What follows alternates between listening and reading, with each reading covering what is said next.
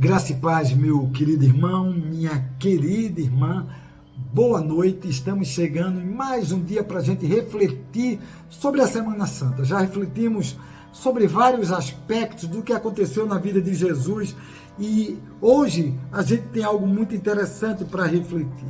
A gente vai ter como refletir sobre, no capítulo 26, que diz assim: em seguida foi Jesus com ele a um lugar chamado o Getsemane. Então a gente vai refletir sobre essa ida de Jesus para o Getsemane. Esse Getsemane, ele está aí nos 4 evangelhos. É onde Jesus é entregue por Judas nas mãos dos soldados romanos. É lá que Jesus é preso. Então hoje a gente vai refletir sobre esse Jesus no Getsemane, onde ele diz algo importante, que ele diz que a nossa alma, precisa se preparar. Ele diz assim: olha, o espírito está pronto, mas a carne é fraca. Ele fala com os discípulos que ficavam dormindo, ele fala com relação a transpirar sangue, gotas de sangue, tamanha era a dor do coração de Jesus. Mas é lá que ele diz: não seja feita a minha vontade, mas a tua, Pai. Lá que ele se revela em obediência ao Senhor. Como a gente tem se revelado diante de Deus com essa obediência. No Getsemane, a gente aprende que a gente tem que lutar contra a nossa carne, que a nossa carne é pecaminosa, que a gente tem que dizer sim à vontade de Deus, que a gente precisa estar acordado, de observando, porque o inimigo ele está ao nosso derredor. No Getsemane a gente aprende que a vontade de Deus, mesmo que na hora pareça que seja uma tragédia, ela é soberana. Depois, quando Jesus é preso, é lá que vai acontecer, lá na casa de Caifás, ele é entregue, os discípulos todos fogem. Há um momento interessante que um dos escritores do Evangelho fala que Pedro puxa a espada e corta a orelha ali do soldado Malco, e que Jesus diz: olha, aquele que puxar a espada, pela espada morrerá. Então é muito interessante, Jesus ele veio para trazer a paz. Então Getsemane traz muitas coisas preciosas para as nossas vidas. E Jesus é preso, meu irmão.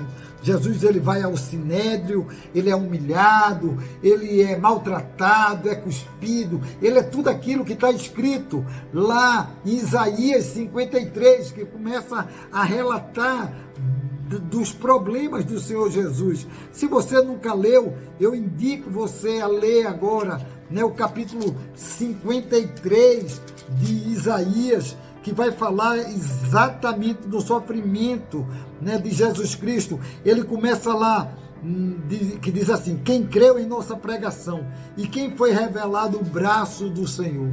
E é tão interessante, aí ele diz: ele é como a raiz de uma terra seca, não tinha aparência nem formosura, olhámo-lo, mas nenhuma beleza havia a que lhe agradasse. Falava já da crucificação de Jesus Cristo.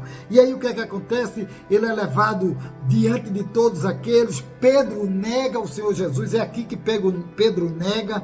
Depois Jesus vai ser entregue a Pilatos, Pilatos lava a mão, vai ter o suicídio de Judas. É tão interessante, E depois vai ter, Jesus perante Pilatos, onde vai ser aquele momento onde ele lava as mãos, é no momento onde ele traz para os fariseus aquela clássica, dito dele: ele não tem culpa alguma, como é que eu vou matar alguém que não tem culpa? Olha aí, ele diz assim: mas os principais sacerdotes e os anciões persuadiam o povo que pedisse Barrabás para ser livre. Por quê? Havia um princípio romano de soltar naquela época um preso, mas Jesus, ele queria na grande realidade soltar Jesus, mas aí, incitado pelos fariseus, o povo começa a gritar: solta Barrabás, solta Barrabás. Pilatos ele faz: que farei então de Jesus, chamado de Cristo? Seja crucificado, responderam o povo. E aí Jesus ele é crucificado, exatamente, não pelo povo romano, mas ele foi indicado pelo próprio povo de Deus. E aí Jesus é entregue aos soldados. Simão leva a sua cruz, naquele episódio que ele não cansa, que não aguentava. Jesus é chicotado, ele é humilhado, ele é colocado nele um manto, uma coroa de espinho, e as pessoas dizem, aí estão os teus reis.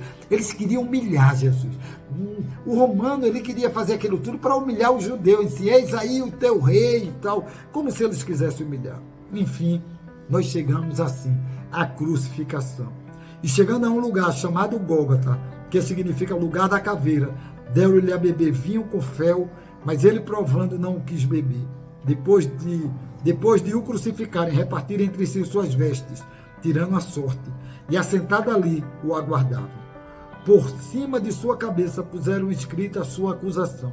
Este é Jesus, o rei dos judeus. E com eles também foram crucificados 2 outros homens que seriam 2 bandidos, né?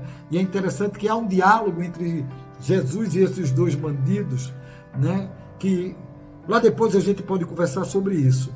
Mas é tão interessante que os soldados diziam, salvou os outros, e a si mesmo não pode salvar. É rei de Israel, desça da cruz, e assim cremos nele. Confiou em Deus, pois venha livrá-lo agora, se de fato lhe quer bem, porque disse, sou filho de Deus.